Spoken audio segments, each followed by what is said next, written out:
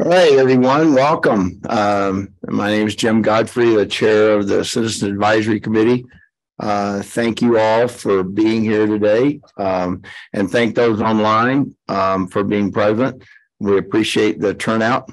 And so I've been informed that Fidel, you and Rich cannot vote today. You can participate. But if we have to do a roll call, you guys cannot. All other alternates can vote. So, all right. So, as part of introductions, I'd first like to reintroduce Mr. Steve Murray to the CAC. For those that have been around a while, Steve was part of our group years ago, and has been the recipient of all of our money, or a lot of our money over the years. No, enough. And had the distinct pleasure of doing Colorado Avenue. So he's had many nightmares because of our funding, but welcome back, Steve. So, thank you. Yes, Emily was a part of that as well. Yes, Colorado Avenue stood in the minds of many of our board members, I can assure you. So, yeah, well, welcome back, Steve. Thank you. I call the meeting to order. Approval of the agenda. Do I have a motion to call? Hold on. Yes, sir. Need to request that the CAC amend your agenda to reverse the sequence of 6C and 6D. Sorry, 6D in front of 6C. Yes, we need to move 6D in front of 6C. So will someone make that motion and move to approve as amended? Okay.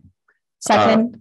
Second. Okay, thank you. So all those in favor to approve the agenda as amended, say aye. Aye. Any opposed?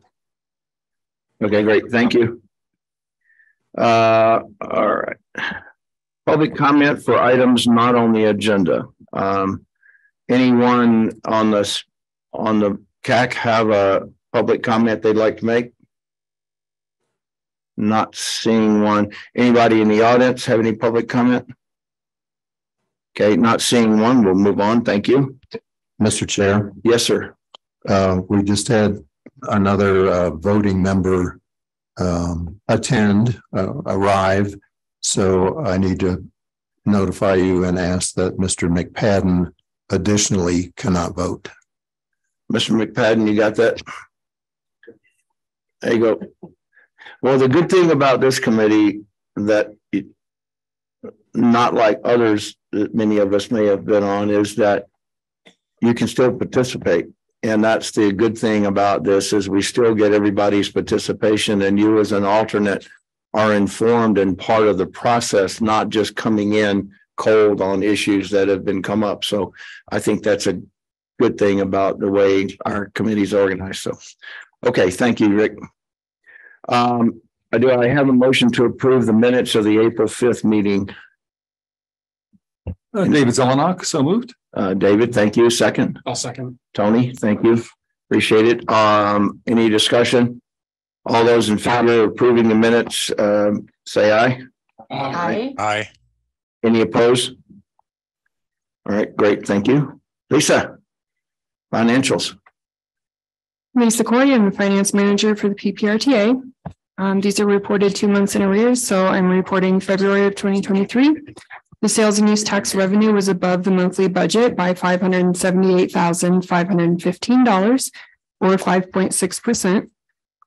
This year over February of last year was up by $152,336, or 1.4%. And the actual revenue received for February was $10,879,239. Did anyone have any questions? Well, at least we're squeaking by. Yeah. Yeah, good news so far this year. 5 to 6% over isn't squeaking. Yeah. Good. Any comments or questions for Lisa? Exactly. Anybody online? Okay, great. Thank you. I'll put my agenda out here.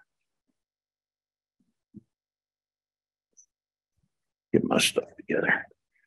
All right. Okay, item number 6, 6A, capital maintenance and public transportation contracts.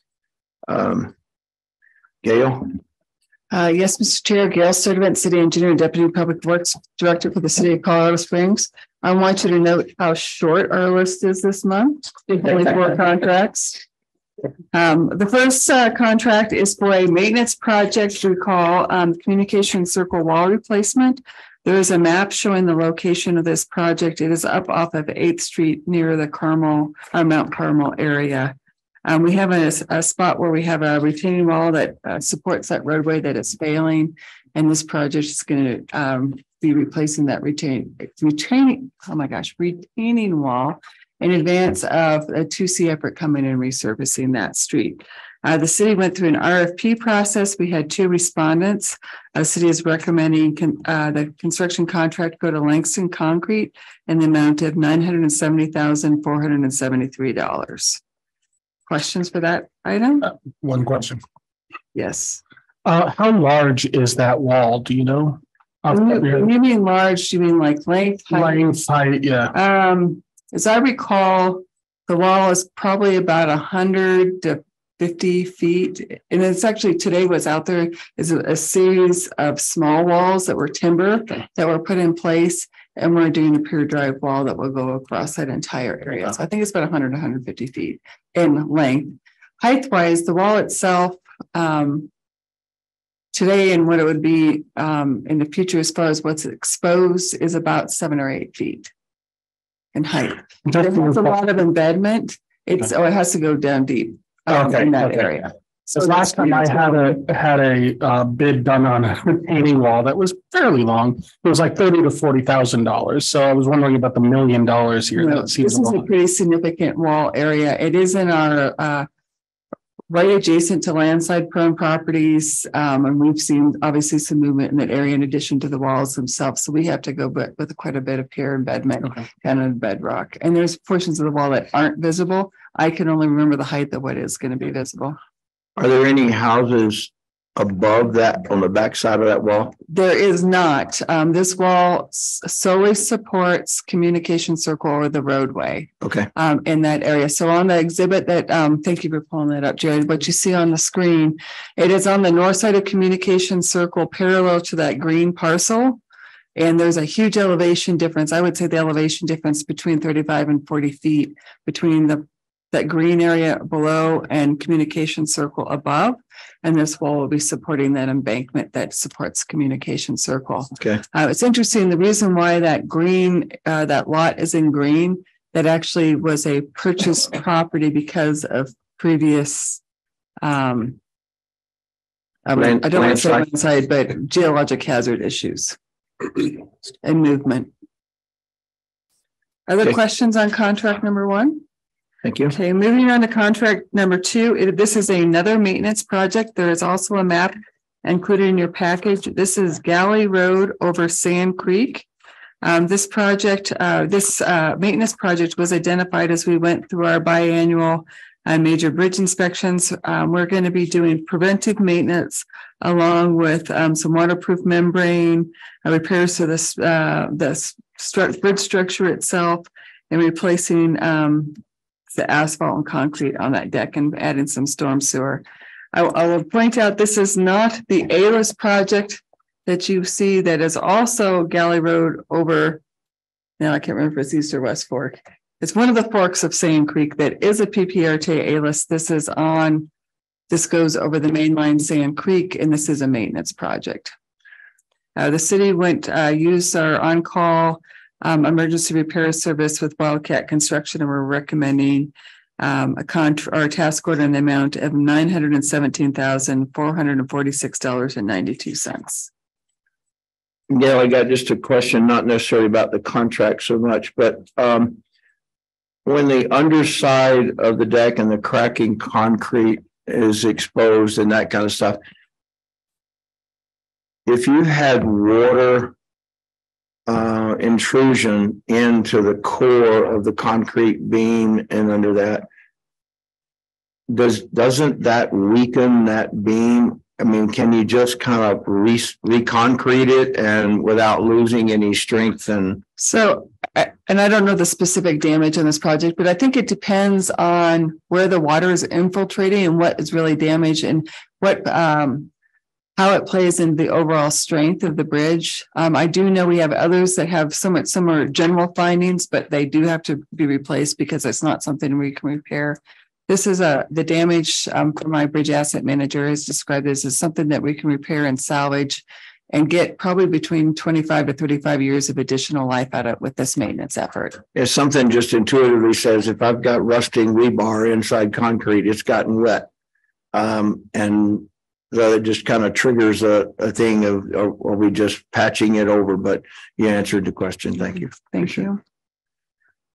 All right, contract number 3. There is also a map included in your package. This is for the Hunter's Lane. Is that circle where the actual job is?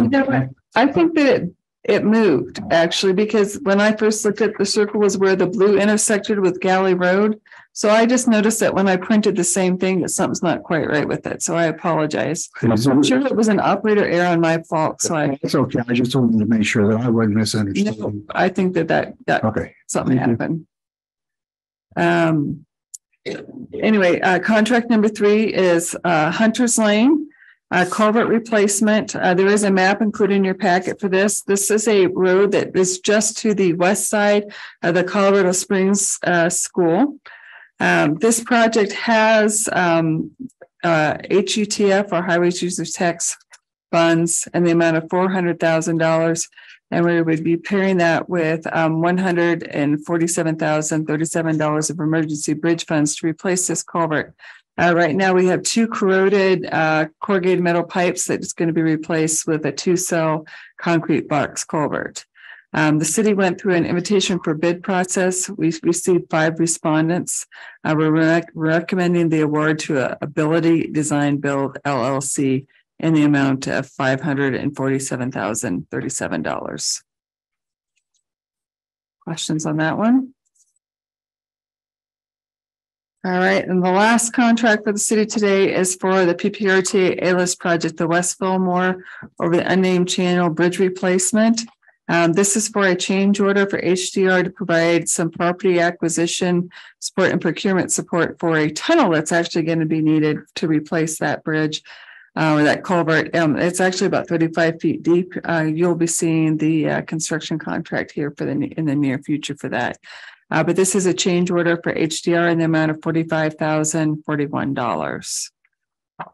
Questions about any of those 4 contracts? Yeah, I got a question on that last one. Is any of the construction that's going on above that and back behind Coronado, is any of that affecting the drainage flow that's causing this, or was this just a collapse of that? Because so this is a deep corrugated metal pipe that was beginning to fail. It had nothing to do with the drainage flows themselves. I will say though, because they go through and look at the hydraulics with the project, that culvert that was there was grossly undersized. So we're significantly increasing the diameter. Okay.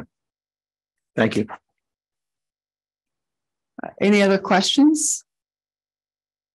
Any other questions for Gail on city's project? Anybody online? Okay, not seeing anything. Do I have a motion to approve the city's projects as presented? Rick Hoover, a second? I'll second. Okay, thanks, Steve. Any other discussion? All those in favor say aye. Aye. Aye. Any opposed? Okay, great. Thank you.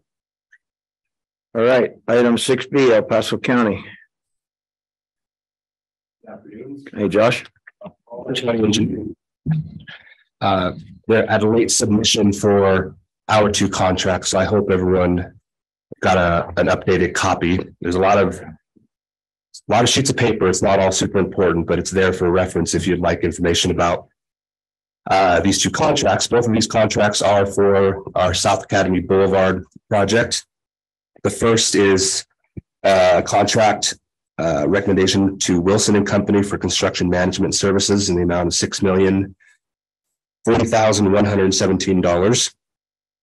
And the second is to SEMA Construction for construction services in the amount of $59,968,862.17. The reason I chose to provide all this background info, and I was doing my best over the last 6 months or so to try to soften the blow of what I knew was coming. It could be hefty price tag for the project. I just want to give some background on this project. So when this project was originally estimated for the 2012 ballot, this project was originally estimated at $19 million. Since then, a lot of things have changed that affected the scope of work. Significant drainage improvements that we weren't quite aware of when the estimate was done. Sewer requirements. So this is the subsurface utility engineering requirements. Those are new requirements within the last couple of years that didn't exist at the time. Environmental requirements. A component of this project is the scour critical repairs to the Academy Bridge, which has degraded significantly over the last 10 years. So more money there. Noise wall that we added in, the widening of the bridges over Bradley. And then we've had two separate accidents that damaged the bridge rail on Academy, which added additional costs. June of last year, so we've been piggybacking on to CDOT's efforts, and this is all part of the MAMSIP project, which includes this project, I-25 over Academy, Charter Oak Ranch Road, and State Highway 94, all under this kind of MAMSIP umbrella of projects. So we've been piggybacking on CDOT's CMGC project delivery process. It's new for the county, a great learning experience of this delivery method.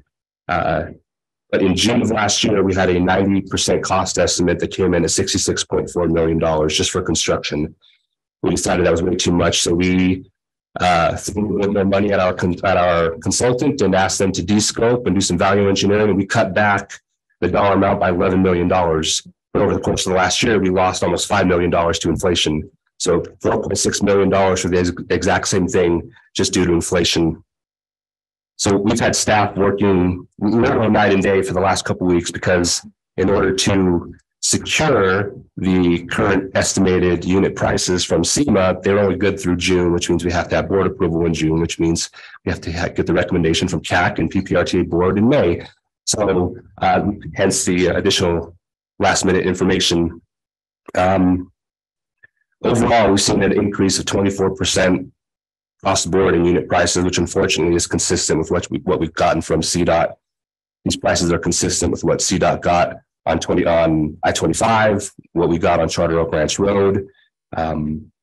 We worked with CDOT Engineering Estimates and Market Analysis Office, and they are seeing over the last 2 years 25% increases in unit costs across the board, with some items increasing 30%. And some of the items that we identified as being pretty significant, if you were so inclined to read through all these bid tab items: structural excavation, Class 1 backfill, Class 6, hot mix asphalt, reinforcing steel, concrete pipe, inlets, guardrail, bridge rail, all 25 to 30% increases just over last year.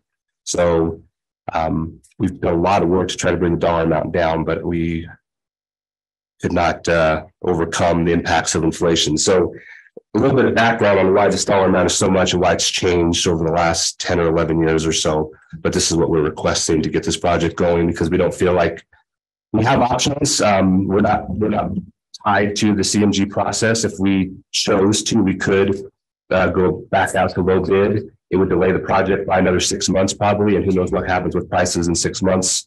So unfortunately, we believe that this is the best option that we have, the best of a couple of worst options. Mr. Chair.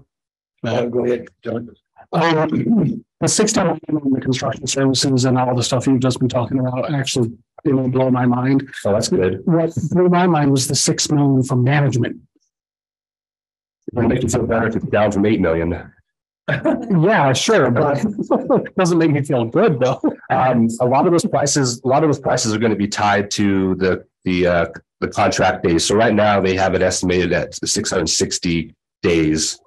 Okay. So this is over right on 2 years. We believe it's going to be significantly less. So as The number of days goes down. That number goes down. This small work required for construction management is going to go down as well.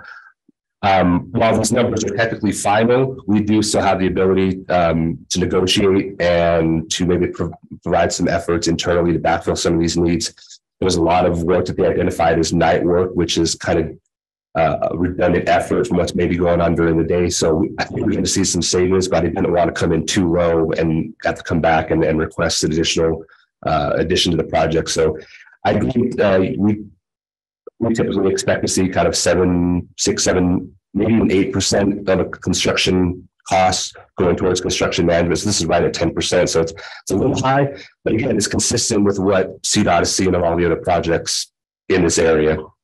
So you're saying I'm in the wrong business? I think we can say that about a lot of us here. Mr. Chairman. Yes, Richard. A couple of questions for Josh. Josh, I have never seen a project in El Paso County that I can remember. I guess I've been on the board maybe 5 years, something like that. How did you select this firm? Did you go through did you solicit 5 or 6 people to bid, or how was that done? So both for the construction management and for the construction services, CDOT went through an open bid process as part of their construction CMGZ. That's their project delivery mechanism. So they went through an open bid to secure both these, and our contracts and procurement office determined that by piggybacking onto CDOT's contract, we could satisfy the requirements that we have for low bid and best value on construction management. So it was an open bid, low bid execution from CDOT that we were able to piggyback on. And we actually got a significant benefit from having Wilson on board with CDOT, because they provided a lot of input along this, having gone through the CMGC process. They provided a lot of, I don't want to say free, but a lot of goodwill effort to help us through the process. All right. Second question is, in looking over the what we had scheduled originally for this year, 2023, I don't recall anything that the old hack ever saw that had a figure anywhere near $60 million. And where did you get that money from for this contract in order to put aside $60 million? Except for last year, except for I guess for 23, we've been adding money based on our allotted revenue each year over the last 4 or 5 years to this project.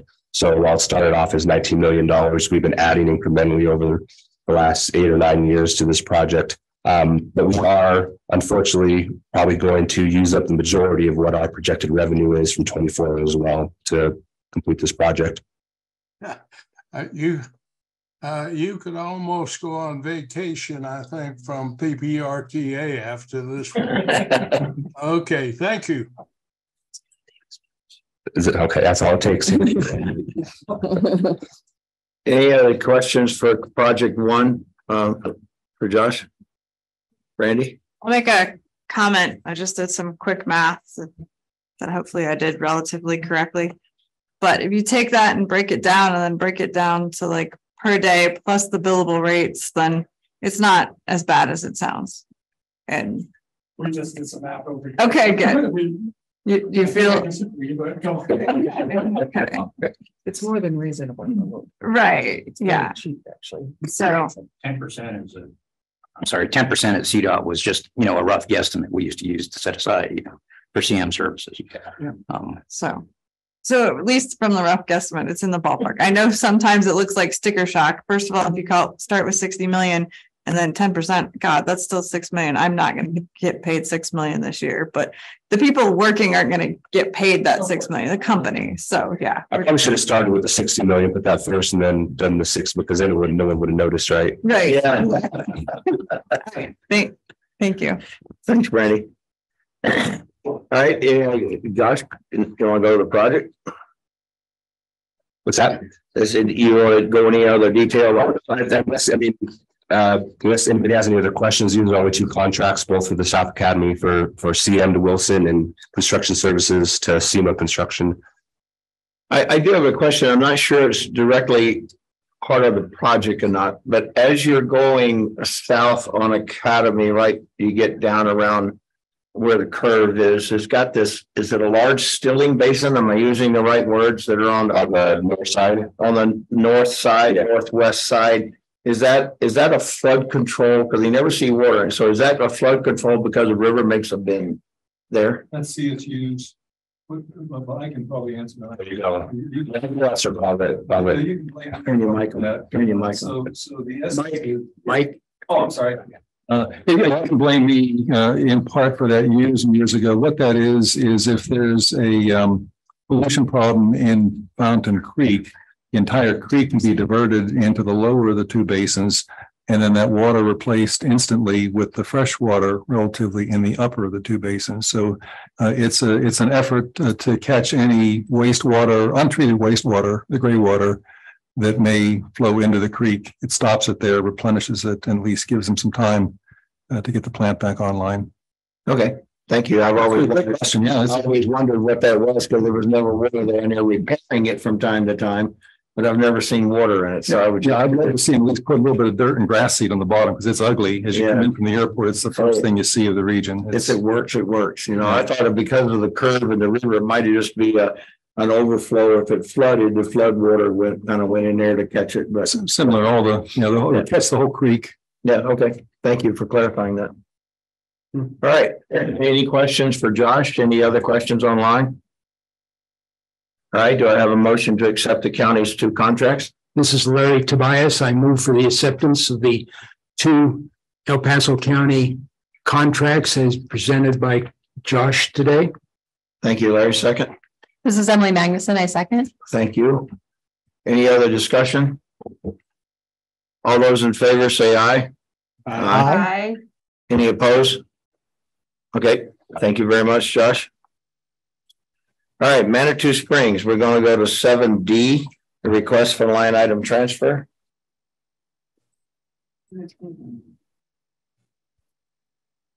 I got a direct.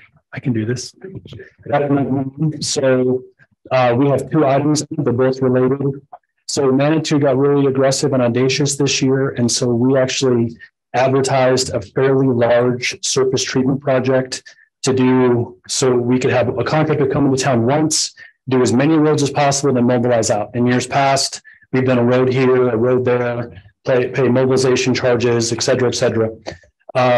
We advertised a big project. We were a little bit short on our budget. So we reached out to one of our RTA sister agencies, and the city of Colorado Springs is going to loan us the money we need for this project so we can get the job completely done, also cover the contingency that Manitou's code requires. And then the plan is to pay them back in 2024 from the same maintenance funds. So that's the first one. I don't know if I talk about it at the same time. I think that's it. That's probably it. Okay. And if you don't use any of your or all of your contingency money, that would be part of your payback? Correct. Okay. Any other questions for Dole? All right. Here, say again. 25%. Yeah, 25% interest. So right, Gail? Yeah. I heard it no, so I guess it's all. Anybody have a recommendation to approve? Move to approve. Tony? And David Z, I'll second it. All right, thank you. You have a motion and a second. Any comments online? All those in favor say aye. Aye. Any opposed? Okay, good job, Bill. Thanks. All right. Item number 7A, transit services. Monthly goes in transit. Mr. Chair, Yes. but we need a separate vote on the contract itself. Oh, okay, sorry. So just for clarity, anybody that voted yes on that, that would have, I guess with the, because I overlooked, there should be two. So that was for the line item transfer. Is everybody's vote still remain the same? Yeah. Okay, so the second vote would be for the actual contract itself. So do I have a motion to approve the contract? So moved. So moved, Tony. Ricky, second. Rick will second. Any further discussion? Okay, all those in favor say aye. Aye. Any opposed? Okay, now we're straight. Thank you. One piece of paper, one vote. Yeah. Come on, Lynn. Come on down. Thank you. Good afternoon, Mr. Chair, members of the CAC. What's in your packet is our ridership information for March. As you can see, the ridership continues to increase throughout different modes. Based on, again, we would like at some point to stop comparing the ridership to pre-COVID, but it is one benchmark that we have. On page 67, or the third page of the transit report, the 2022 entire year on a fixed route, we reached 68% of pre-COVID ridership level. And on the following page, page 68, or the page number 4 in the transit report, the first 3 months cumulative information, we're trending at 73% of pre-COVID ridership on the fixed route side, compared to 52% same time last year. So we still have a lot of work to do. We're not there, but the trend is looking more promising. I would like to highlight today, under the transit highlight section, the ZEP. We are planning a 1-year celebration for the downtown shuttle, the ZEP, this week on the 25th. The information is in the packet. It's scheduled at 11 o'clock. It's Thursday, May 25th, right in front of the Olympic Museum and Paralympic Museum. So you're all invited. Once I have the flyer for the actual invite, I'll send it to Rick. If you can forward to everyone, that would be great. As you know, we started the downtown shuttle in Colorado Springs on May 22nd, 2022. In the report, there are some bars that you can see in that chart. The May is extremely low, 655 ridership, but that only was from May 22nd to end of May last year. And the ridership dipped a little bit in November and December, and you can see that trend going back up. We don't know if that's a seasonal trend. Maybe in winter, we do see a lower ridership within downtown. Again, we don't have a full year information to see the full year trend. But so far, it's looking pretty good. We are also making some improvements. On the last page of the report, you can see the boarding sport revenue service hour. It's a line chart. So that's basically, again, the efficiency, the performance measure that we track. When we first started the service, it's 1.02 increased to 2.12. In September, that was 4.66. That's the highest so far. We are looking at reducing, which we implemented the change this week.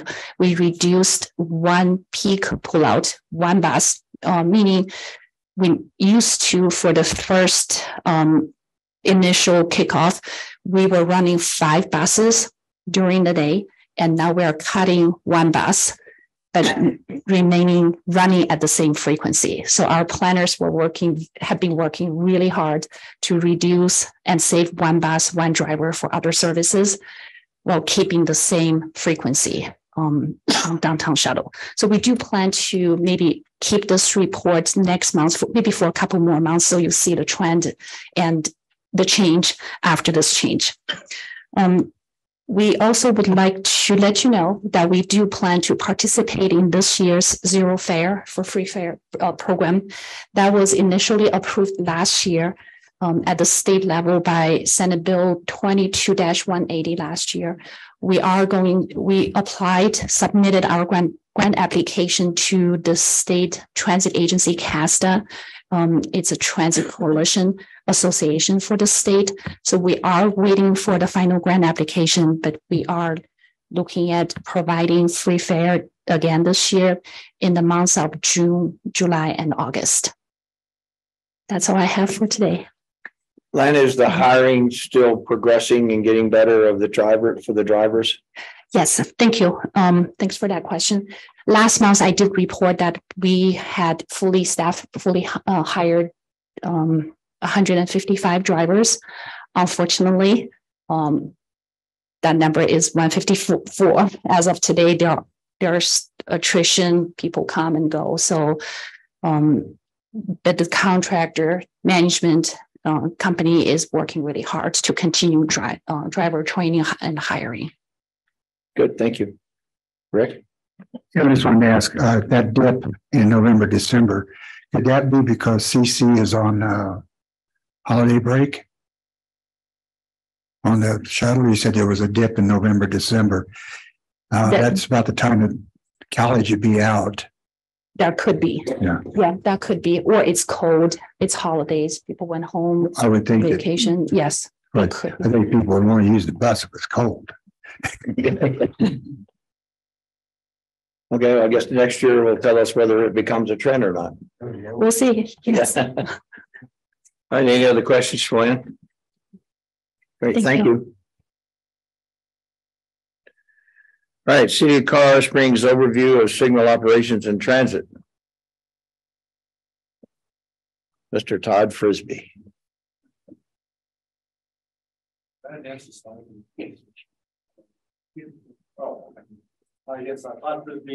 Turn that mic on, Todd. Thank you. Okay, you can tell I haven't done this before. Todd Frisbee, City Traffic Engineer, members of the CAC. Thank you for inviting me here today to talk a little bit about our signal system. We have an overview of how we operate and what we plan to do with it in the future, and how we can coordinate with transit and improve transit priority or transit operations with the signal system. Just a quick overview. We spend most of our budget is spent on our signal system. We spend about $2 million a year on signal upgrades.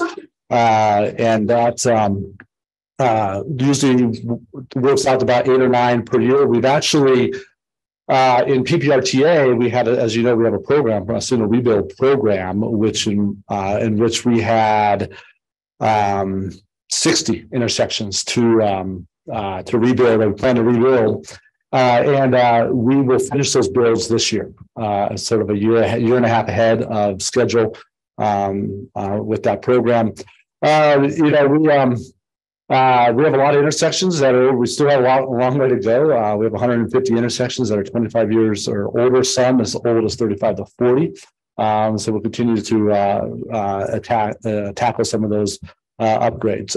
We spend a big expense is maintenance, keeping our signal system operating and keeping the lights on and keeping everything functioning correctly. We deal with knockdowns. We deal with bad drivers taking out controllers, all kinds of things. And that's part of our maintenance effort. We do build new signals every year. We usually, based on growth, we're averaging about 5 to 7 a year.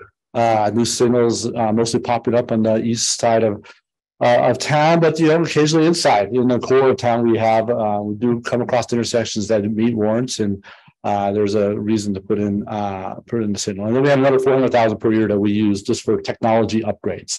We're upgrading all of our controllers right now to more of an off-the-shelf controller. Right now, if you don't know, our traffic signal system controller is a homegrown controller that we've built, that staff built and built the firmware, the hardware, and everything about it. It is 15 to 20 years old, and so we're in the process of upgrading our controllers with a more off-the-shelf technology that in order to stay in our system into the future. I think, okay. We have, I don't know if you know, we have 631 traffic signals and pedestrian signals across the city. 78 of them, the reason I mentioned CDOT. So we don't own the CDOT signals, but we operate and maintain the CDOT signals. There's 78 of those across the city. We have one El Paso County signal that we operate and maintain because of its proximity to city signals. We have 180 school flasher units, ITS monitoring boards, VMS boards, all of it connected. If you've ever been to the traffic management center, all of it connected back to one central control, where all of that information gets back to our system either through fiber optics or radio. So if you ever want to tour the TM2 of what we do, it's a pretty interesting place. It's kind of like a little like CSI with cameras everywhere. So we're watching. No, not really. But every signal, when you see a signal in flash, I'll tell you, we know it's in flash before you're calling. As soon as the signal goes into flash, just immediate call to our TMC that says signals, we have an issue with this signal, and our staff is probably already on their way to address that issue. Some common questions I get. Okay, our traffic signals timed. This is an interactive part of the presentation. Do we time our traffic signals? I mean, like coordinate our traffic signals. You probably may disagree with me, but what do you think the answer is? Anybody? Yeah. Guess? Yes, but not always. Okay, and I'll explain why. Okay. All right. How do we detect vehicles at intersections? Do we use like electromagnetic fields? Yes or no? You have to use something. Well, I've got 5 options here. So yes, we actually do. This is the old way of detecting vehicles at intersections. We used to run loop wire in the street. You run a current through that wire, it generates a magnetic field. A car pulls up, changes the magnetic field, tells the signal, there's a car here, do your thing now that the signal. Not real good for motorcycles and bicycles. No, it does not do great detection on motorcycles. And they fail all the time. So we don't use those anymore. What about cameras? That's an easy one. Yep. Yes, we use cameras. All of our intersection detection is by cameras. There's a little white camera you see sitting on top of the signal. What about sonar? Coming. Just think about what sonar is. No, that's submarines, right? Right. That's we don't use sonar. What about radar? Good. Yes. So that's the future for vehicle detection is radar. And I'll talk more about that. What about weight? I get this one all the time. Some weight sensors in it. No, there are no weight sensors in the road. And then finally, this is the question, my most common question. If I flash my lights at a signal, will cause it to change? No. Unfortunately, the answer is no. So you can flash your lights as much as you want. It will not do anything. You'll just annoy the people on the other side of the road. All right. The cameras won't do anything, huh? The cameras won't pick it up. The cameras won't pick it up. And I'll talk about some of the issues we have with cameras and picking up dark vehicles and night and detection at night. Is that the same as a pedestrian pushing the button 25 times standing there? Well, I always joke when a pedestrian tells me, someone says, I pushed that button 25 times and nothing happened. And then I always make the joke that says, well, don't you know it's an on and off switch, right? Yeah. And they're like, what? And I'm like, no, you only need to push it once, right? You only need to push it once. So, all friends, just push it once if they work. And if they don't work, we usually know when they're not working. Yes. Cameras see white vehicles. No, actually, I'll talk about detection, but no, they see white vehicles. They have a hard time with dark vehicles. Yeah, but they do see white vehicles. Hey, Todd, yes. What about years ago, the fire department had some signal things that the guy in-house guy built to sequence lights for the fire department. Yeah, so is that gone away? Yeah, that's gone away. So in the years past, we had our system was tied in with dispatch and the fire department. And when there was a call, we could set the entire corridor to green, and so that they would hit the green. What's happened over time is that system has fire department didn't maintain it, we didn't maintain it, so we do not have any sort of preemption system right now. But that is something that we are looking to try to get back into our system is a fire preemption, is emergency preemption. little bit about signal timing. I'll just real quickly, there are really three ways we time our signals. One is pre-timed, and that's mostly we see that in the downtown area. So if you're familiar with downtown area, I'll tell you the trick on how you get to. Does anybody know the trick for downtown travel? Right on red, go down the street and make a left. Yes, right. If you hit the red, turn right. And when you hit the next red, turn left, right? This is the Z movement that will get you through downtown, all right? That's the quickest way to do that. Free operations. So this is what generally this is the late night operations, 8 p.m. to 6, typically 6 a.m. This is where the end of the main street essentially sits in green. I'm sure you've all experienced it. You're driving along the main street. A car pulls up on the side street and you get the red. You're like, oh, and then they make a right turn, right? And you're like, oh, why they were in a right turn? Well, it's because we're in free operations. A vehicle was detected on the side street. The algorithm says, oh, I see a vehicle, give that green to that street, and then move on. Yes. So my question is, when you're going, for example, along Briargate Parkway in this time period, and someone pulls up and it turns red. Okay, turns green, you move forward a block and someone pulls up, it turns red. Yep. We'll move up a block, someone pulls right. Is there any way to make that a little bit timed still in that time period? Yes, yes. I fully get it. I experience all the time. And one thing we can do now is sometimes what we'll do in our we'll say, okay, it detects the vehicle on the side street but if it's gone, say within a few seconds because I made a right turn, then we won't change. We'll hold that. We'll hold that green. We don't have that everywhere. I think some of the things I talked about later, some things related to advanced detection can help improve that free operation. So you get that more sort of coordinated feel, and you're not constantly being stopped by someone on the side street. It's really frustrating. Like at 8 p.m., you get to 10 or 11, then it's not because there's fewer side street. But Union Boulevard, that's my nemesis corridor. And it's coordinated. This is what we run during peak hours. This is what we run. We run timed, coordinated. We run a constant cycle length. All the side street and the left turn movements are regulated by presence and by vehicle demand. And so we rely heavily on vehicle detection during coordinating in the sense. We're trying to move our traffic through our corridors during the peak hours. And a little bit about coordinated. What you see here is what we call a time-space diagram, and we're essentially trying to create bands of green time on the main corridor. What we're doing if you flex your cycle length, right, and you've got a green time on the main street, and this intersection starts at time 0. The next intersection downstream their green starts at time 10 seconds. And that's the amount of time for a car to travel from that intersection to the next intersection at the posted speed. And so you create all these offsets, what we call them, when you try to create this green band on the main corridor. Now you can imagine what happens if you got a main corridor, you got a green band on one corridor, and then you got another main corridor that cross each other. So Austin Bless and Academy, for example, right? So you have two corridors you're trying to coordinate. Well, you get to that intersection and you can't favor one end or one road over the other because they have equal amounts of traffic. Usually the coordinator there are breaks in the coordination at major intersections, major cross corridors to break up that flow. Not to break up the flow, but we just can't get coordination through every intersection. And so you'll see that.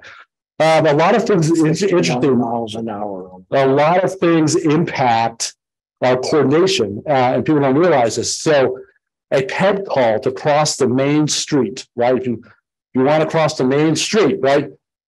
That's usually pretty wide. It's your main corridor. It takes a lot of it. You got to give that pedestrian enough time to cross. Well, that means you got to keep your side street green longer than what you need to serve traffic, and so that shortens up your green time on your main street, so your band gets a little bit shorter. So ped calls hurt our coordination. Detection failures. You can imagine we have 631 intersections, but we have over 2,000 cameras out there. At any one given time, we have probably 10 to 30 intersections where we have detection failure at. And when you lose your detection, the signal says, I've lost my detection. I'm not detecting anybody. And as a safeguard, says, I'm just going to go into recall. I'm just going to give the standard green every time, even if there's nobody there. So if some of you have probably seen a green arrow come up and there's nobody there, that could be an issue with our detection. We've lost detection on that left turn. And so that is a constant maintenance effort for us. And then occasionally we lose communication. Okay, well, the pet call, after the pet call is done and over with, eventually does it get back in sync? Yes, it does. The event works itself, but it usually takes a couple cycles to get back to sync. And so an intersection like North Carefree and Academy, it's a really problematic intersection for us because it has a lot of ped calls. And so the coordination there is just not good because it never gets back to it can never get back. And then we lose communication. When we lose communication, clocks get out of sync, and then our offsets get all out of sync. So that's a little bit about coordination. We'll talk a little bit about vehicle detection. Shadows, low light, and dark cars are the enemy to vehicle detection. And so the image to the upper image on the right, those are dark cars at night. We're not seeing, our detection is not picking up those cars. It's just not. Equipment failures, cameras get hit by lightning, they go bad. And then obviously the impacts is that you may not get the green. It's in a recall corridor coordination, which I talked about when we lose vehicle detection. One other thing I want to talk about too is enhancements, how we can use our signal system to enhance transit, our transit system. And so, and you know, some of you, I think you've heard of these terms before. Queue jump, where a bus, this works best when the bus has a dedicated lane, a dedicated space. We can set up detection to say, there's a bus there, and say, okay, there's a bus there. There's a special signal on the signal that gives the bus priority, gives them a head start, gives them a 3 or 4 second head start into traffic. We actually don't. We have this in one location in the city. We have one at Austin Bluffs and Union Interchange. Right, if you go through the interchange, there's a real cutout. And there we have bus priority where detection, if there's a bus, it gives the bus the opportunity to cross Union. And we just reinstated that route. And so it hasn't been operational for a while, but we're working to get it back operational now. So that's one example. But hey, yes, Todd. So just showing your picture here, I would increase the length of time on your answering machine for the guy sitting in the right-hand lane that's going to go straight, and the bus jumps in front of him and then stops at the bus stop right on the other side of the intersection. So the guy gets a jump ahead of all the traffic and then stop 30 feet on the other side of the intersection. I can see your answering machine buzzing off now. And then they've stopped the flow of traffic. Oh yeah. Well, yeah, it's a short delay, right? it's 15-minute headway. 15 miles an hour, right? If he's running ahead, he chooses that bus stop to catch up on his time and sits there an extra length of time, right? Yeah. Well, I'm at the transit. I've been behind those buses. I don't get it. Well, those are kinks you have to work. We don't. I mean, obviously, as we look at enhanced transit in our as our city matures, and looking at transit priority, we have to work through some of those things some of those challenges as well. I want to talk a little bit about sort of where we're going in the future. And that is what we call advanced, I call it adaptive traffic management. There's different kinds of terms. And essentially it works on this premise of advanced detection. Because right now, all our detection at our intersection, we call it stop bar detection. So we're detecting vehicles at the intersection. The idea of advanced detection is like, let's detect vehicles further from the intersection, 600 to 900 feet away, and collect data on them using radar. And this is advanced detection as radar. And we can get speed, we can get distance, and knowing that information, your controller can make certain decisions on whether to go green or red based on more data, right? And so we have deployed advanced detection at about 200 intersections across the city. mostly on our major corridors. And what we're using it right now for, and we call it, this is sort of phase one, is using it, that last bullet, enhanced free operations. So during that free time, Tony, this is what we're getting back to you earlier. It's like what we did on the US 24 corridor, where we had it operating during that late time, that 8 p.m. to 6 a.m. time, a car pulls up to the side street and the signal says, oh, there's a car, right? It looks, just looking in either direction, and says, oh, do I have a gap to give this car, give it a green, service this car, and then give it back to green before those cars? And it says, and the algorithm, says, yep, I do. I'm going to service that car, go back to green on the main line. Nobody stops. Everybody keeps flowing. The other option would be, nope, I don't have room. I'm going to keep it green. I'm going to keep it green so I can service all these until I find a gap that allow that car. That's advanced detection. This is sort of our phase one, right? And what we found on some of those charts, there's two things that impacts. One is dilemma zone. If you're familiar with the dilemma zone, that's that where you ever approach this intersection at high speed, like, do I stop or do I speed up, right? Which usually means you're running the red car, right? That brings me speed up, right? We don't stop. And so we ran this on the US 24 corridor, and you can see we almost eliminated every vehicle in the dilemma zone. So that's a tremendous safety improvement for one thing. And we also had a 50% reduction in stops as well. So that's also, again, another safety thing, but also it's an efficiency thing. So so we deployed that on the US 24 corridor. We have it now on other major corridors, and we're beginning to put that out there on these other corridors. Is that the flasher, the pre-flasher on the side of the road? That the light is going to turn red. That's more of a warning that says, hey, heads up, like you see on Powers and some other places.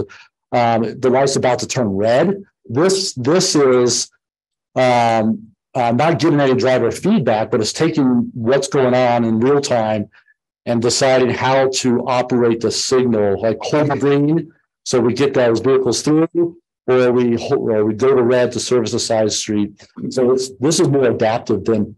But what you see is not adaptive. It's just telling the driver it's going to turn red in a second. I was wondering, but that with the technology, obviously, is it possible to put that into the yellow on the stop on the actual sign?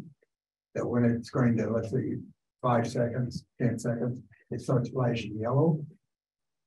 To where it tells the person, okay, you have the yellow anyhow, but it just comes on. So it starts flashing like that light on the right side there. Yeah. So it's flashing. You said, why not? It's going to turn red. Yeah, that's the flasher on the side of the road is. Yeah. Can you integrate that into the actual stop sign? Oh, I'm sorry. Yeah. You integrate into. So we can't change the length of the yellow. Is that what you're asking? No, I was wondering if you could change it to a flag sheet. Since people are getting used to that. Oh, like we have the flashing left arrows and. It's like, yeah. And you have the flashing yellow light. Right now, I know there's some countries that use a flashing yellow ball. NECC standard doesn't allow for a flashing yellow ball. We have a flashing left arrow that we allow, but not a flashing yellow ball. It's probably not a practice in the United States. I've driven in some of the cities that have this adaptive thing where it's looking at radar. That side street may only get 5 seconds of green light. I mean, it's enough to get the car moving, and it goes to yellow right away because it's making that left turn. So that's pretty cool because it keeps the main artery traffic moving. That's the whole idea of events. That's the sort of adaptive traffic management. And what it does is it collects data over a week and says, okay, over this week, this is what a gap looks like in terms of the traffic flow. And when it sees that gap, it then can service or not service the side street. So that's the idea of this adaptive. Phase 2, some of you may have heard, if I can do this. Okay. Phase 2 is actually, we have if you've heard, the city was awarded a SMART grant through the USDOT. It's the planning and prototyping grant. And really, this allows us to accelerate our efforts with this advanced detection. So one of the things that with our current phase one, there's a hole in our data. We know what's coming at us from 600, 900 feet away. We know what's at the intersection on the stop bar, but we don't know in between those two intersections area. And we don't know within the intersection itself. Like we don't know like what PEDs are there or what bus is there. We don't have that data. And so this purpose is to use some more, there's some really good radar products out there that we want to test where we can begin to gather information about vehicles, pedestrians, bikes, buses, whatever, in the intersection itself, right? And you can see on my graph, LiDAR, one option we look at is LiDAR. And so the idea is if we know more information about what's going on in our intersections, our signals can become more adaptive to the situation. I'll give you an example. One example, that say you have a pedestrian in the crosswalk and you're tracking them, we're not going to make it, right? Based on their speed and how they're moving, and that light's going to turn green on them. There could be, with that information, the controller can say, "Oh, I'm going to hold the green right now, and I'm going to let that pedestrian clear," right? Or it looks like this vehicle is going to run the red light. I'm going to hold the intersection in all red so nobody comes, or I'm going to hold that green, right? These are the things these are some safety improvements that this also has. But there's also, it allows us to manage the flow better. There are energy savings when you can have a more efficient system, you have fewer stops in our system. That is an energy savings. And so we're excited. It's a $1.8 million grant. We've got some great partners. We're partnering with INREL on this. Econoline, Iowa State University of Alabama, El Paso County was part of this grant. Olson Engineering is consultant on this, is helping us out on this effort. But we're excited where this will take us. Idea is to create a prototype that if we are successful, we will apply for another grant, a small grant, a bigger grant to deploy this citywide. And our ultimate goal, especially, we got these public partners like INREL and Iowa State and University of Alabama, is to make this an open source system, to develop a system, make it open source so that anybody can use it. It won't be proprietary, right? For Colorado Springs, we want the rest of the industry to use it. So there's a lot of eyes on us right now. In receiving this grant, there's a lot of eyes on us. They're saying Colorado Springs is doing things that no one else is doing right now when it comes to signal operations, and they're watching how this plays out over time. So we're excited about to kick that off here over. It's a 1.5-year process to get there, which I hope to report out on at some point in the future. So that's it. I want to give you a little probably longer than I probably should have talked. But any other questions or comments? Oh, Dave. Mr. Chair, thanks, Todd. Great presentation. Let me torture you with the question I've asked previously here about South Academy specifically, and we each get one question, I think, a year, which is peculiar to us. So this is my question for this year. This is the third time I've asked it. So answer. Okay. South Academy, just to the west of the graphic that Gail was talking about here. So your big project goes I-25 up to Brennan Road. But go to the west side where 115 State Highway. So can I interrupt? Oh, sure. The project you described is the county's project, not the city's. Okay. So let me see by PPC. No. That's right. So you have a traffic signal at the point where South Academy becomes Broadmoor Bluffs. Yes, we do. Right. And there are two signals. You can throw a rock to each of the two CDOT signals just to the east of that. So you have two CDOT signals and a city signal, and they are not coordinated. Help me understand why. I don't know. Could you get back to me? If I have to look, I think I will, Down there. I don't know if those two signals are operated and maintained by Colorado Springs. Not, so I, Yeah, I've asked CDOT, they say the problem is yours. I've asked your folks at the TOC and they say the problem is CDOT's. I just would like to have it fixed, so the public doesn't care. yeah. The signals, you're guaranteed to stop at either the state's or the city signal every time. Well, yes. I have no, I don't have. Okay, we'll just check into that though. Yeah, Just let me sure. know. Thank you. I will be Thank happy you to do kindly. so. Any other questions? All right. Thank you for your time. I'd just like to reiterate, I had an opportunity to tour the TOC during the Public Works University, whatever. Citizen Academy, which is by the way coming up again on June 9th. 3 p.m. That's one of my announcements later. Yeah, okay, so I would pay attention to Gail's announcements. It's a pretty interesting Citizens Academy.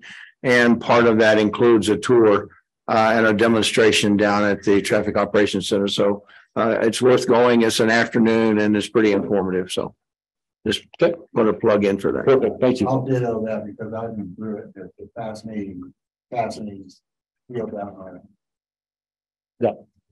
Okay, all right. Thank you, Todd. Okay, you're welcome. All right, item 7C, Colorado Springs overview of trail project. Who's going to do that one? Oh, Gail. Sorry. Mr. Chair, Gail Sturdivant, City of Colorado Springs. I'm going to introduce this and open it up for questions if there are any. This is an informational item, but just to let you know while you're seeing this, when the PPRTA board was reviewing the draft annual report, one of the board members asked about the 4 trail projects, basically because they showed that on the graphic, the map that showed where the project was showed that they weren't started. So really asked for an update. So we provided this memo to give an update on what's been spent or what's remaining on all trail programs and give you an idea what it's been spent on and what's intended. So everything has been started with the exception of the Shooks Run Trail corridor. And we will see somewhat similar information in our quarterly report. I also will mention that Emily Duncan, who is the city's trail development coordinator, she is available online if need be as well. Okay, any questions for Gail? Great. All right, thank you. Item 7D, Colorado Springs monthly change order. That's an informational only item. Anybody have any questions or observations from that? Not seeing anybody online. Item 7D is 7E is El Paso County change order. Same question. Anybody see anything they want to ask a question about? Good. Okay, good. Review and consider approval status of proposed IGA 7F. So Rick, you want to lead this off? Did you skip over?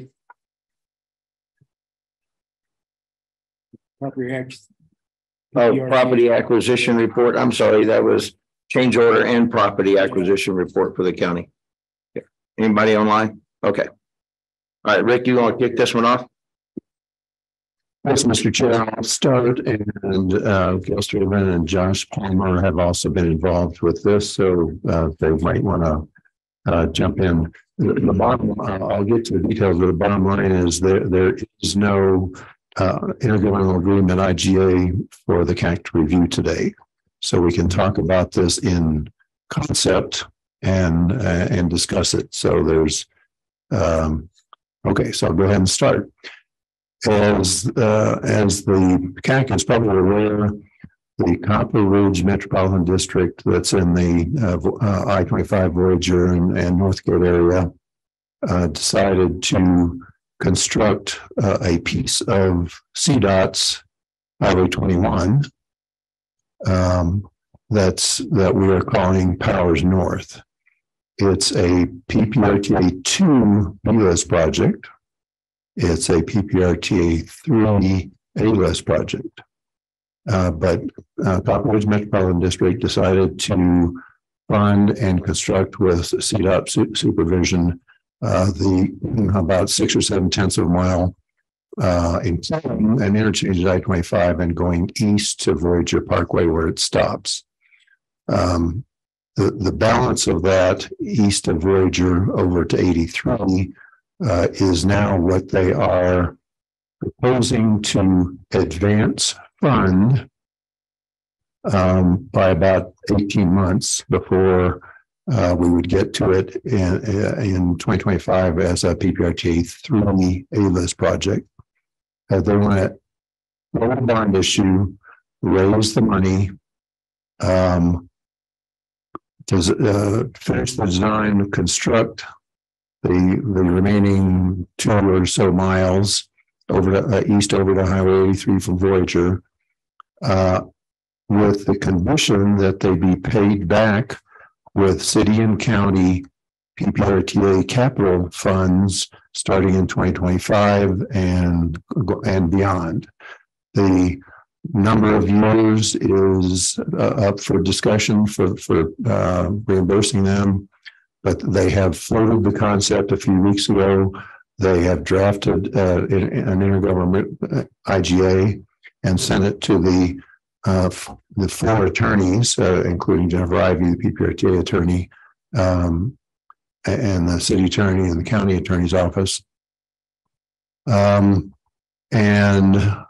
if everything had flowed swiftly, you would be seeing a draft IGA today, but it hasn't. So one option for you is to talk about it in concept. Of course, if you look down the agenda at 8B, there's a draft board policy for discussion, not necessarily a decision today, but the board asked at the last board meeting, they asked the CAC to begin work on a draft policy to allow such governmental requests for IGAs to advance fund and be reimbursed in later years, for that concept to be approved in a board policy. So, Gail or Josh, do you want to add anything before the CAC starts their discussion?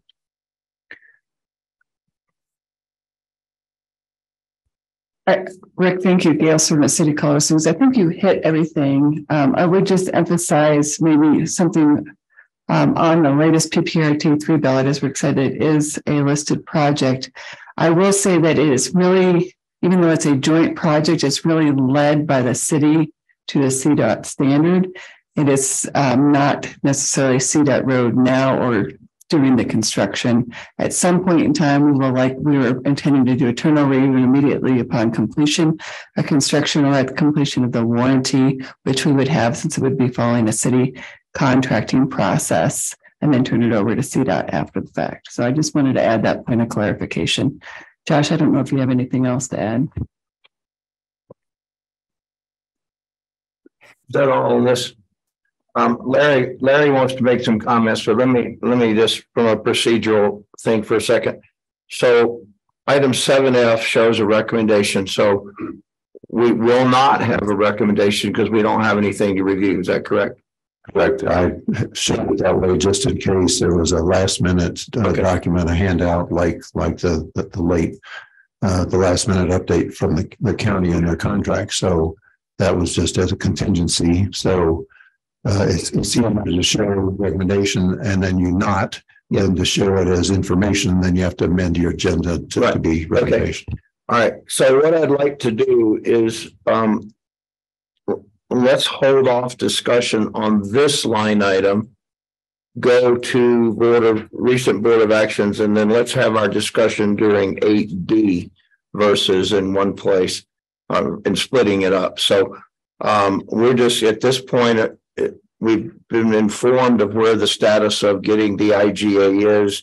There's really nothing further to discuss on 7F.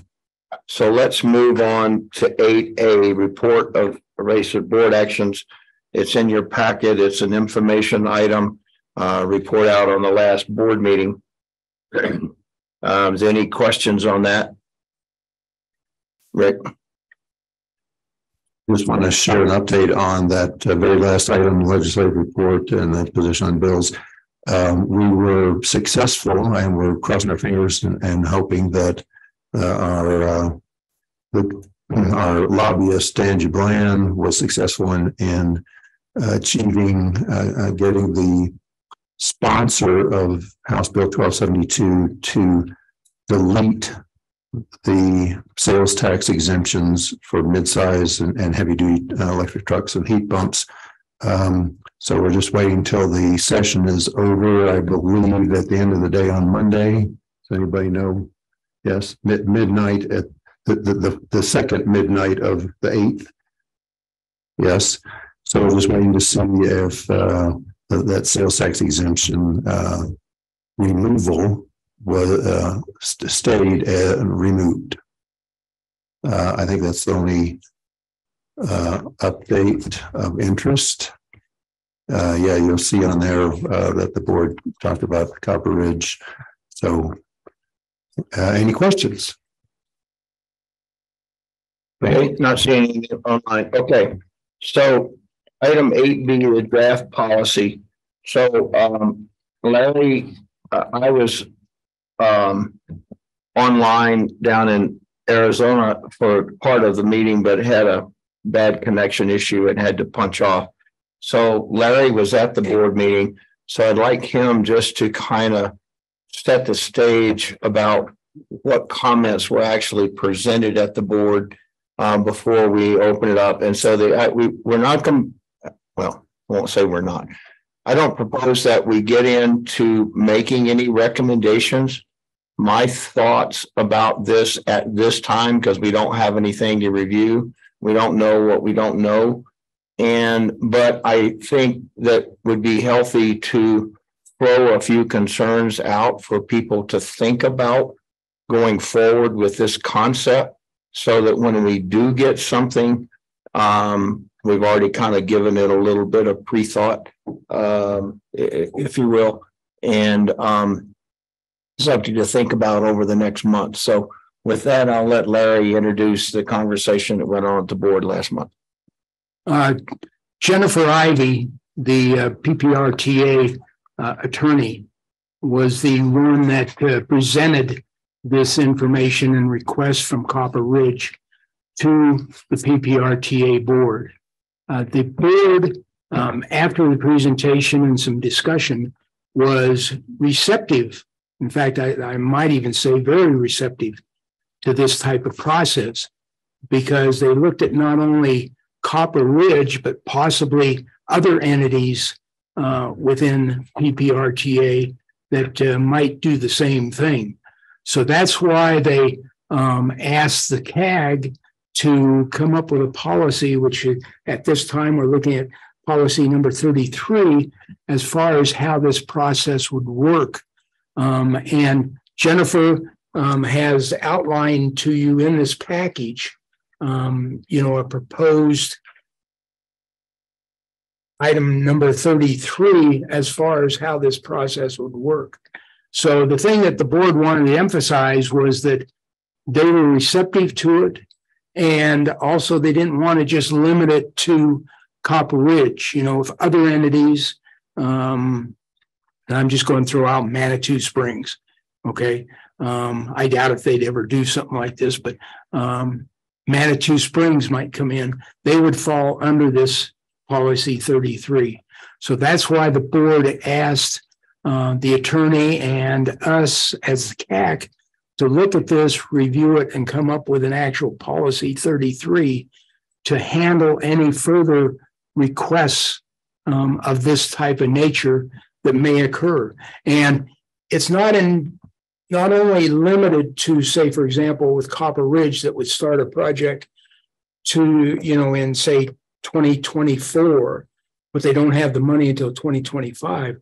But it's entirely possible, and part of the discussion was that many in the middle, say, for example, 2028, an entity comes up with a project that they would like to do a bond issue that would still draw funds from that 10-year time period. And so that's what we're looking at. It's just not one particular request, not just one particular time frame, but we're actually looking at what is possible and what type of procedures we would put in place for PPRTA 3 if there are additional requests that are submitted to the CAC and the board for some type of project like this, where they're asking for advance funds by doing a bond issue and advancing the project. And that was the part that the board was really interested in, was being able to advance some of these projects to where you wouldn't have to wait, say, for example, for project A in 2028, they could do a bond issue in, say, for example, 2026 and get the project underway and then start being reimbursed in 2028. And basically the same concept is what Copper Ridge is looking at here, is getting the project started early and then being reimbursed from the funds that were already showing in PPRTA 3, which would be, worked out as Rick indicated in the final IGA. Mr. Chair. Tony, do you have a? I just have a couple of comments. I think the concept is great. Absolutely, because it can save us money, especially if we're doing the project's getting done now instead of after another 25-30% increase in cost over the next few years. That can save us some money. I would say that we would probably want to put into this, though, some stipulations on the control of the jurisdiction, the member government jurisdiction over the project. So like this one, it's county and city would be jurisdiction, right? It's a mix of the two. Is that correct? Well, the powers extension is both, but okay, it could be any of the member governments. Okay, yeah, but in this particular case, we're talking the city and county. That's correct. Okay, so the city and county, I think, should in our policy make sure that the city and county has a lot of oversight over the project, because if the other member, the other IGA, the other governmental agency, Copper Ridge in this case, comes back and says, oh, well, we need a change order, we need a change order, we need a change order, we need a change order. But we've already approved them to get moving forward. We need to have you guys on top of that the whole way, of course.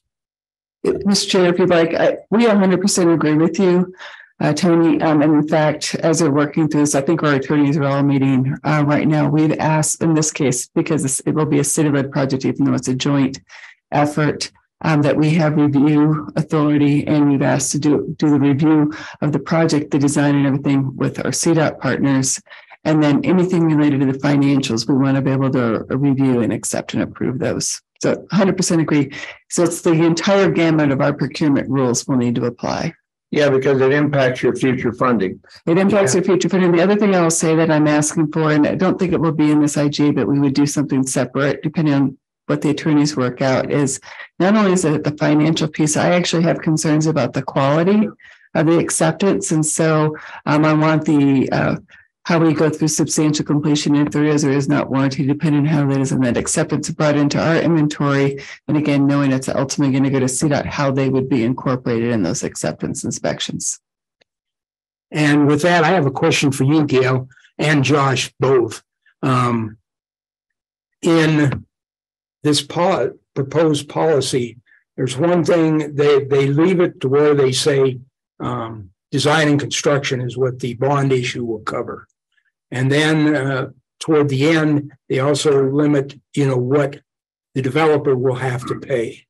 But there is one thing that I have not seen in here, and that is public outreach and meetings. With this type of a project, we would, really need something like that, because I know people that live up there, and they're not even aware that Powers Boulevard is going to be coming through their neighborhood. Shame on them.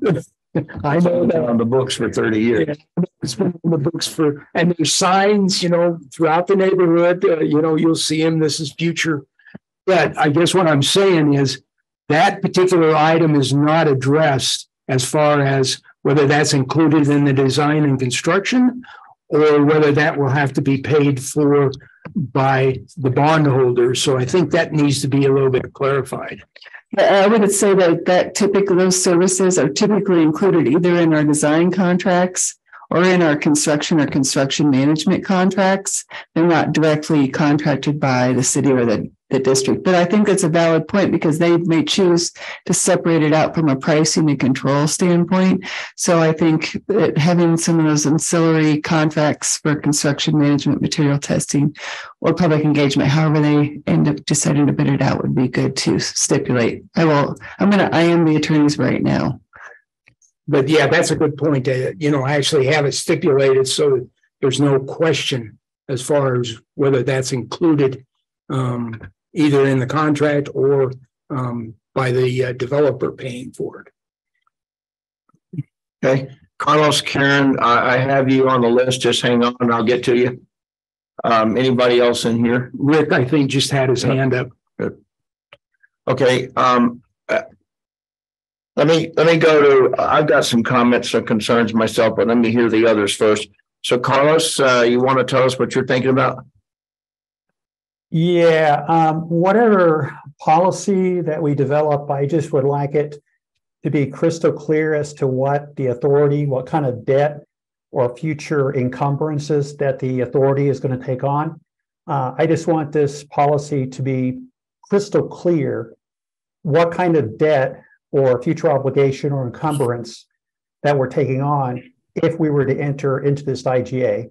And I'm not against taking on debt. We have mortgages on our house, but I just want to be fully disclosed to ourselves and to the public what that is. I don't want it buried in a footnote or in the fine print somewhere. I want this, if we're taking on debt, I want it to be front and center in this policy. Thank you. Okay, thank you. Karen?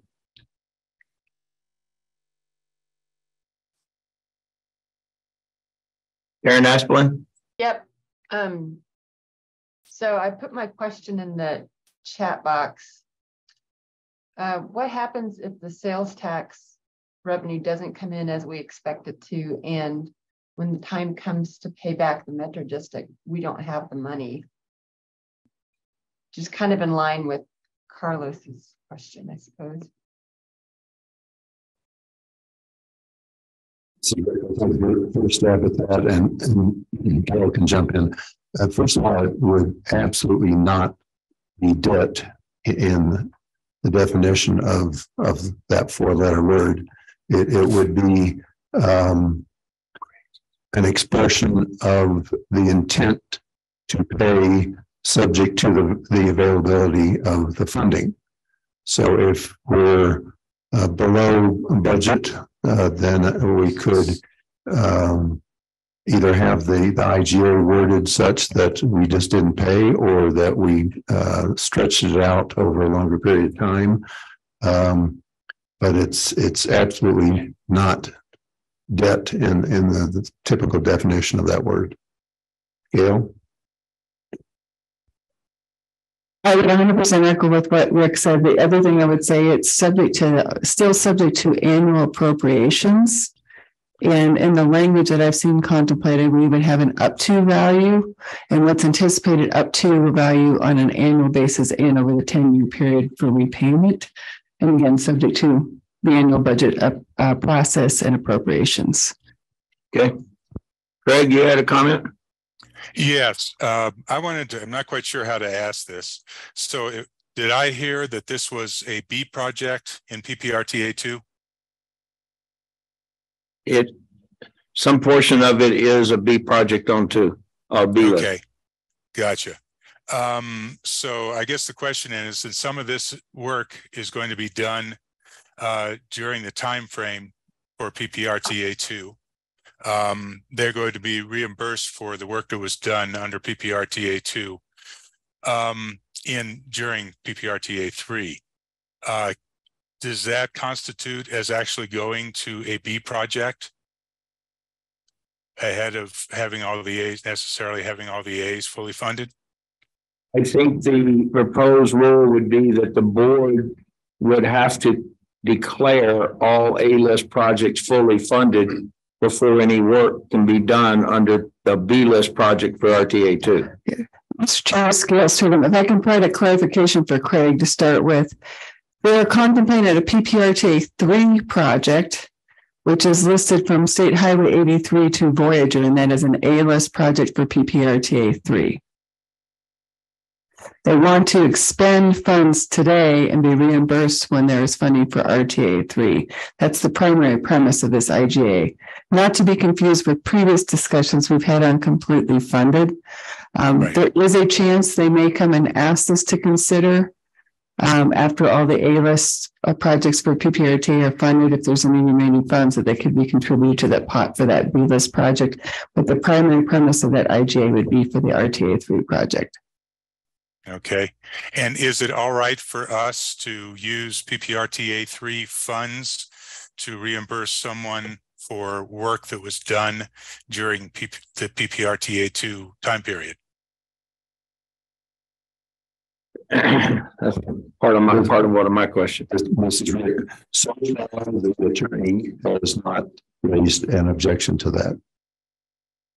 And she has a first drafted IGA, and she's meeting with the county attorney's office, city attorney's office, and the attorneys for Copper Ridge. So if that were a concern, I'm sure she would have already raised it. So I'm guessing that since she hasn't raised it, that the answer, Craig, is no.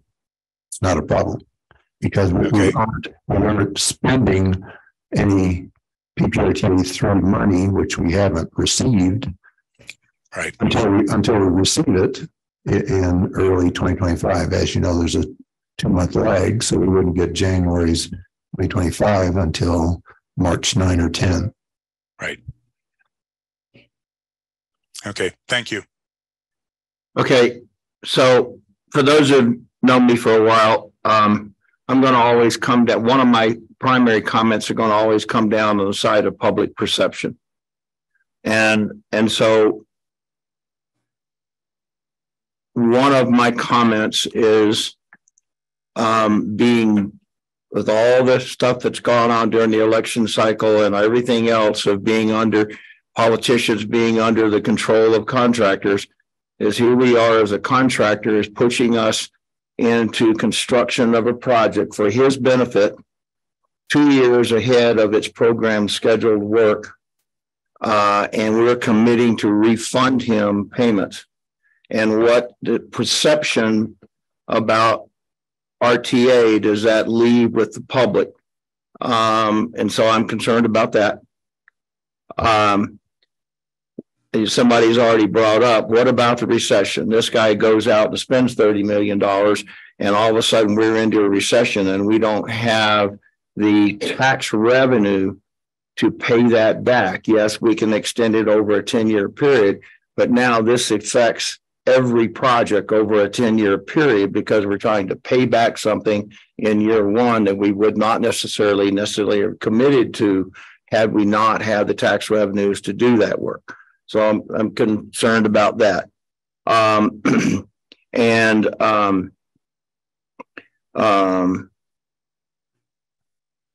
was my other word? What is that word I wrote down? So the entity involvement, yes. So again, whatever jurisdiction is involved in that, and we've already kind of covered that, is that whoever is the project that is definitely got to have some say so and control during the period of time that the contractor is doing his thing so that they don't go amok doing things to them. But so those are my primary things. And what precedents are we setting for this? And now suddenly we've got contractors driving PPRTA members in projects that they want to get done because they want to float a bond issue. And maybe the city or the county or somebody wasn't planning on doing that for 3 years or 4 years. And now a contractor says, no, I want to do it. I want to do a bond issue. And boom, we're going to start it now. So that kind of commits that entity. And so we're starting a precedence going down the road. And again, it goes back to the public perception of who's running the PPRTA. Is it the contractors or is it the member governments? And so those are some of my initial concerns. I haven't seen the language, haven't seen how that might work out. I'm sure that all of those are workable in some kind of way, but we have to think about, as a citizens advisory committee, we have to think through this to make sure that we've openly discussed and have answers to all of these, because the public questions are going to come. And we don't want to come up and say, we just got this thing passed, and then all of a sudden now you pull the wool over our eyes and the contractors are running the PPRTA. Mr. Chair, that's a big concern for me. But on your last point there, wouldn't we be in control of implementing policy 33 if we approve it? In other words, they can come to us with a request, but we would have to give them approval, would we not? We would make a recommendation to the board and the board would approve it. So yes. So they couldn't just automatically. No, correct. Yeah, no, okay. Yeah, correct. It's kind of along my same question there, which is, Rick, are you looking then for, what do you need from us today? Because at this point, I'm not, it says action recommendation, right? No, nothing in the package. So today, as far as I'm concerned, we can maybe think about this. I would vote no if asked at this point, based on the information we have and the comfort level I don't have. Yeah, this was just a pre-discussion, just a concept to put some ideas up. That's all. Yeah, Jim, this is Ann in Green Mountain Falls. Okay, Ann, go ahead. I agree with you and Mr. Zelnick, was it? Yep, thank you. I would vote no. I've been reading up on this, and I read a very interesting article about the city of Aurora, where they had a debate about this between two attorneys, the pros and the cons and that sort of thing. And it is just so complicated. And I'm also concerned about the future and public perception and developers driving policy. So I think we should be very educated before we take a position. Thank you. Okay. I'm sorry, Russ, let's go for you first, Russ, and then Ed. My question is, I don't really understand how Copper Ridge is part of the 6 entities at the top of the page. So an intergovernmental agency with an agency that's not in the agreement? They're what's Metropolitan Improvement District? Yes, it's a government, it's a state authorized metro district. There are, I think, 80 something metro districts just in El Paso County. They're all over the state. They are a valid, legitimate governmental entity. But see, this could just as easily be Johnson Brothers Construction. I mean, it could be anybody that had the money to do this. Basically, it doesn't have to be a metro district. Rick? Did you want to go next? Well, I look forward to hearing from the attorneys, but this is reminiscent to when we had the GAP project. We had a group of politicians that pushed that. Then the politicians come into office and didn't necessarily agree with what their predecessors had done. And so I kind of I can see why this group may like it, but that doesn't mean down the road the others will like what's happening with the way the funding's being done and the way projects are being allocated and approved. And like he said, there's 80 plus metro districts and we could end up with problems. So I'm concerned until I see what the attorneys say. So at this point, yeah, I agree with no at this point. Yeah, I agree with you. I think that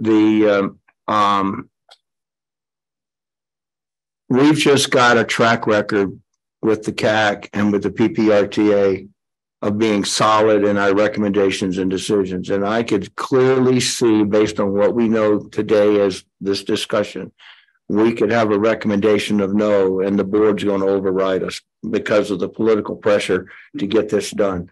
And I don't want to sound negative against any group of, but there is a lot of pressure to get that extension done by a lot of people. And so I'm just not sure that this is the way, the vehicle to get it done, but we'll see what's presented when they all come up. Yeah, and I would say, I've got similar concerns, being concerned about front loading too much into the first early years. And, if the economy takes a dive, that's going to be a risk. And the other big concern I have is, how does the decision-making process go? The first time you say no to somebody, I think we're going to be in for a fight. So you need to really think through that about how we're going to address it and evaluate yes or no for a particular project. And this is $100 million plus project.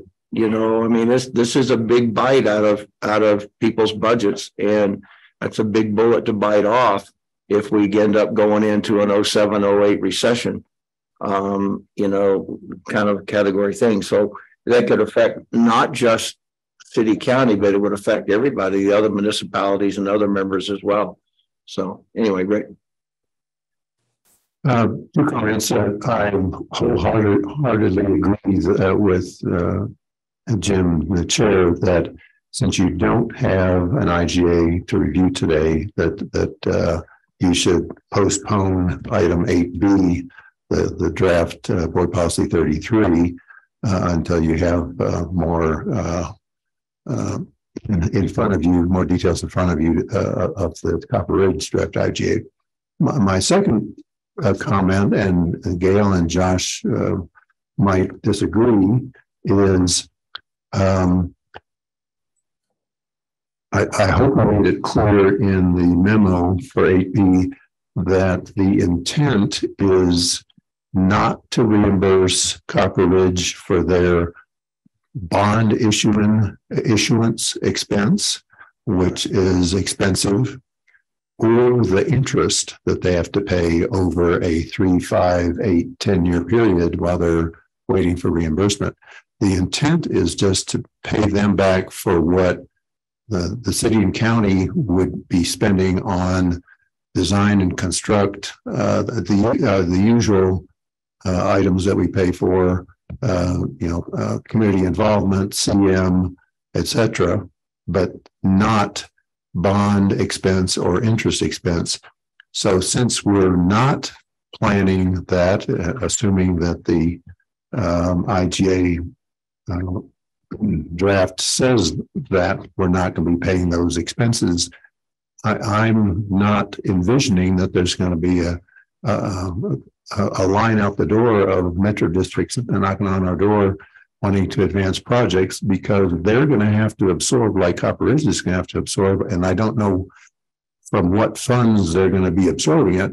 They're going to have to absorb the bond issuance expense and the interest expense, and that's millions. So I don't see where there's going to be a line out the door of metro districts. My third comment is, I think in the memo I had developer, but I've been corrected in the last couple of days by the attorney, by Jennifer, that the intent is not for the board policy 33 is not to offer it to developers. It's just to other governments. Oh, okay, that's a little clearer too. But Steve, didn't you tell me one time in the grocery store that this guy's already spent $50 million on that interchange already? Well, so 25, yeah. $1 million for a couple of bondage fees is apparently not an issue for this guy. So yeah, the but other he thing gets is, about $100 million. Jim, this is Ann up in Green Mountain. Yes, ma'am. Go ahead. Well, I was just going to say, issuing bonds, they kind of made it sound, oh, it's really nice. Green Mountain Falls could do it, or Rama, or, anybody. And that wouldn't happen. These are, what are they? Municipal bonds that are tax-free kind of thing. I remember those. But that's very expensive to do, as you said. And I just think we need to hold our ground. Thank you. All right. Yes, sir. So Carlos, feel free. I've got your comment. I can read it if you'd like me to, or if you wanted to. Could you please repeat that? What did you say? I'm sorry. If you had a comment that you put in the chat, do you want to go ahead and just expand upon that at all? Otherwise, I'm happy to read the comment. Yeah, I had, it was just a follow up on what I had said, that as far as the policy, the board policy 33, I'll just read it out. What I'd like to see is if we enter into a future encumbrance, that it be clear and fully disclosed in the policy. Clear and fully disclosed. You know, we're talking about, well, it's paying bond and reimbursement, and we're talking about debt. You know, we don't want to use the D word. People are smart. They're going to realize that, you know, we're paying on somebody else's debt, even if it's a future reimbursement. Now, maybe we don't use the D word, but it is a future encumbrance. And if we have two capital A projects, one where we're servicing the encumbrance, and another one's, well, do we go ahead and start funding this? Well, we're going to prioritize the A project that we said we're going to service. So the Powers project is going to get priority. And I don't know if that was, I mean, first of all, I understand it is a priority, but I don't know if that was fully disclosed to the voters that we're going to prioritize certain A-list projects over others. So I just want to see it clear and fully disclosed. Okay, thank you. Anybody else? Okay, good discussion. Got some nuggets to chew on until we get the policy and the actual IGA to look at, and the lawyers have done their thing. But we'll see what comes out. Okay. All right, let's move on to agenda 9, topics for next meeting. I guess we're going to have this policy 33 to deal with. Anybody else got any burning issues or something we want to bring up? Not seeing anybody. Okay. Communications. Gail, you said you had one? Well, I wrote down 2 and I can't, oh, now I remember what there is. So 2 months ago at the CAC meeting, someone asked me for a rundown on the lane mile cost for the city's 2 South Academy projects. It is roughly $3.71 million per lane mile for both phases, and that includes the anticipated change orders that I'll be bringing next month. There's a couple of large ones that we've been negotiating out there. So that was one piece of information, one pass on. I apologize, I could not remember who specifically asked that question. The second one is, as it came up earlier, the city is going to be hosting their 2023 Citizens Academy on June 29th from 9 to 3 p.m. If you're interested in attending, we'd love to have you. I can get you an application for that. We do have limited seats, but it consists of some presentations. Actually, most of it takes place at the transit facility with some presentations, some upfront information, and then we go out and do some field visits on the sites. What were those dates again? It is June 9th from 9 a.m. to 3 p.m. And the application is going to be published shortly. So if you're interested, I'd be happy to get you in on that.